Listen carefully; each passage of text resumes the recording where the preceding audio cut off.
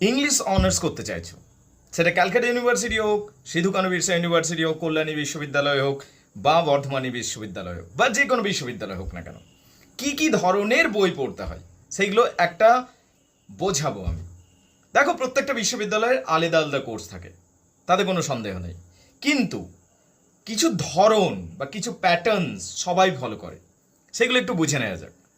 প্রথম কথা হচ্ছে উপন্যাস পড়তে হবে, রাইট? এই যে suppose this is a novel, কিছু তো নেই, বুঝতে পারলে?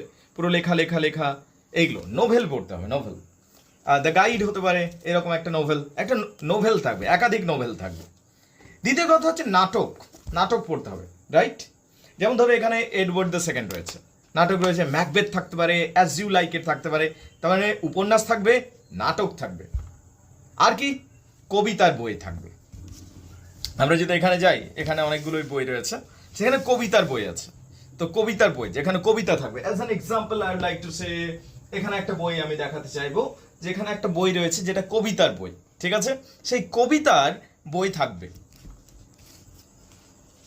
হিয়ার উই হ্যাভ গট এই যে বই, এই যে বইটা, এখানে কবিতার বিষয় রয়েছে, কবিতার থাকবে, এটাও রয়েছে, বুঝতে পারলে? এবার বলছো স্যার আবল তাবল থাকবে। হ্যাঁ, ক্যালকাটা ইউনিভার্সিটিতে আবার আবল তাবল রয়েছে, বাংলাতে তো, তাই না?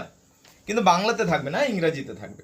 কিন্তু কবিতা পড়তে হবে, মোট কথা বাংলাতে নিজের সুবিধার জন্য পড়বো, তারপর আবার ইংরাজিটাও পড়তে হবে, তো কবিতা বই থাকবে।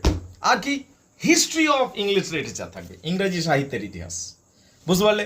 মানে ইংরাজি সাহিত্যের সেই প্রাচীন যুগ থেকে শুরু করে কেমন ছিল বিষয়গুলো, এইগুলো আশা করি দেখতে পাচ্ছ, কি জানি। অলরাইট, হিস্ট্রি অফ ইংলিশ লিটারেচারের আরও কিছু ভালো বই আছে, এই সমস্ত বইগুলো এখানে ডেভিড ডাচেস থেকে শুরু করে এডওয়ার্ড অ্যালবার্ট, এই সমস্ত বই একটা ধরন রয়েছে।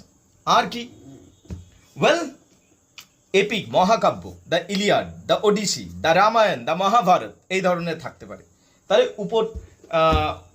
উপন্যাস বললাম, নাটক বললাম, কবিতা বললাম, তাহলে মহাকাব্যও থাকবে। আর কি থাকবে? মেটামরফোসিস, এই যে বইগুলো ছোট ছোট প্রচুর গল্পে ভরা, প্রাচীন গ্রিস রোমান যুগে লেখা হয়েছিল, সেই ধরনের বই থাকবে। আর কি থাকতে পারে? কমিক্সও থাকবে।